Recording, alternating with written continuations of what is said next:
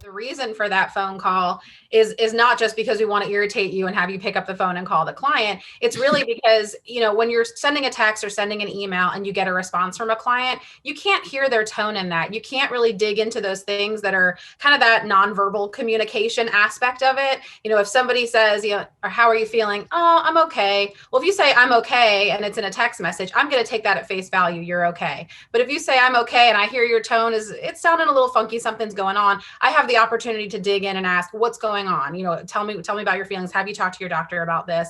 And so it just gives me that opportunity to dig into those things I might not otherwise even know need to be dug into if I'm just writing something to them. Or better yet, Zoom now, not just emailing or text messaging, say every 14 days or 30 days, whatever your firm, prefers, but just to, choose a number of when you should actually call them, go over those things. And then a reminder for social media too, don't be on social media, put your stuff private.